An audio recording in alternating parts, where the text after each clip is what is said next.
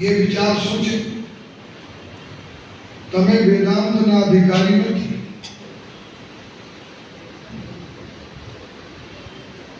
કેમ કે વેદાંત સર્વ સંપત્તિની અપેક્ષા કરે છે. વિવેક, વૈરાગ, સામદમ, તિતિક્ષા, ઉપરતિ, સમાધાન, મોક્ષ. પરમાત્મા કરે ને શાસ્ત્રીની કથા સાંભળતા તમે સુખરામ બાપુના સુખમાં ભેગા થઈને વેદાંતના અધિકારી થાવ, એ અમે તમારા માટે શુભાશીર્વાદ કરીએ. તમે નંદા ભક્તિના અધિકારી નથી. શ્રવણમ કીર્તનમ વિષ્ણુ સ્મરણમ પાદ સેવનમ અર્ચનમ વંદનમ દાસ્યમ સખ્યમાત્મવી.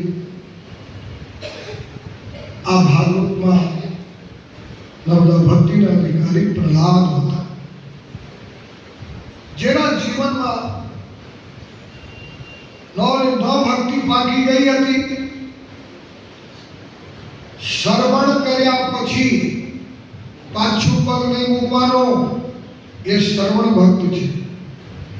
કીર્તન કર્યા પછી પાછું પગ નહીં મૂકવાનો.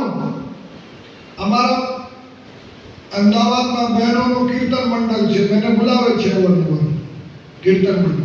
એ વાતો કરો મારા નામની, બીજી વાતો ન કરી.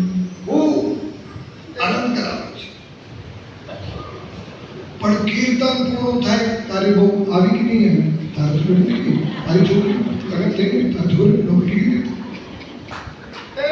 તારી બહુ તારી સેવા કરી છે કે નહીં કરી? તમે અત્યારે શું કહેતા હતા ને અત્યારે? હવે અહીંયા કીર્તન થઈ રહ્યું, અહીંયા મારો આશા. મારી 80 સાલથી જાણીતી બહેનો, મારી ઉંમર જેવું તેવું છું તારું, હાથ પકડ પ્રભુ મારો. હાથ પકડી લીધો, બોલે શું કરો છો? ઘર દ્વાર લઈ જાઉં તો પરિણામ અર્ધો કરીએ તો કોઈ વાત કહી દે હાથ પકડમાં હાથ પકડી લીધો. એટલે શ્રવણ કીર્તન સ્મરણ પાદ સેવન અર્ચન વંદન દાસ્ય સખ્ય આત્મનિવેદન, આ ભક્તિ કઠણ છે મારા ભાઈ બહેનો. તમે એમ નથી. બીજા અષ્ટાંગ યોગના તમે અધિકારી બોલો નહીં. પતંજલિ વાળાનો તો છે, મારા વાળા અષ્ટાંગ યોગના